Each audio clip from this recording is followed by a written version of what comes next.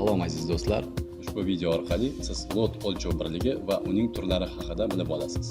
Jahon moliyaviy bozorlarida istalgan moliyaviy instrument bo'yicha bitim ochilayotganida, albatta uning ko'lami standartlashtirilgan o'lchov birliklarida ko'rsatilishi kerak.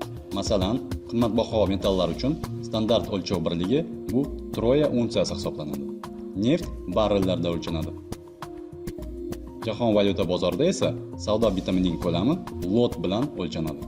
Lot bu jahon valyuta bozorida investitsion operatsiyaning ko'lamini ifodalovchi standart o'lchov birligidir. Bir standart lot asosiy valyutaning 100 ming birligini o'z ichiga oladi. Avvalgi darslarda aytib o'tilgandek, valyuta juftligida birinchi bo'lib kelayotgan valyuta asosiy valyuta hisoblanadi.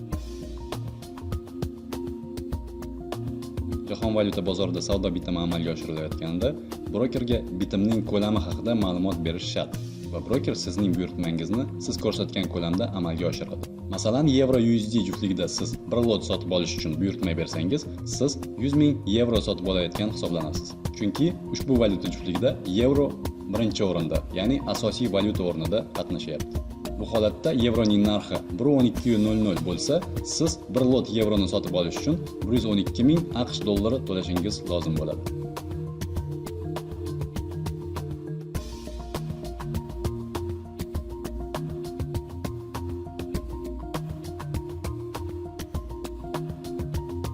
Hozirgi kunda brokerlik kompaniyalari o'z mijozlariga standart lotdan tashqari bo'lingan lotlar bilan ishlash imkonini taqdim etishmoqda. Standart lotdan tashqari mini va mikro lotlar mavjud bo'lib, ular 01 va 001 qilib belgilanadi. 01 lot bir lotning 10dan 1 qismi hisoblanadi. 001 lot esa bir lotning 100dan 1 qismi hisoblanadi.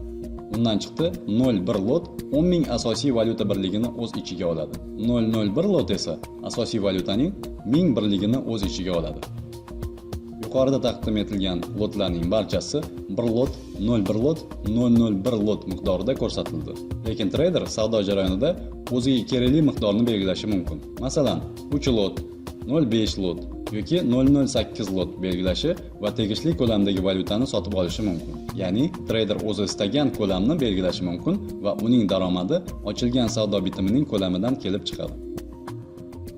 Savdo jarayonida har bir ochilayotgan savdo bitimini risk menejment qoidalariga asoslanib hisob-kitob qilgan holda ochish kerak. Hisob-kitoblarni to'g'ri amalga oshirish uchun esa ochilgan bitimning ko'lami va narxlar orasidagi tafovutni to'g'ri hisoblay bilish lozim. Keyingi videoda siz punktning qiymati va ochilgan bitimning daromad va zararini hisoblashni o'rganib olishingiz mumkin. Navbatdagi videolarda ko'rishguncha xayr.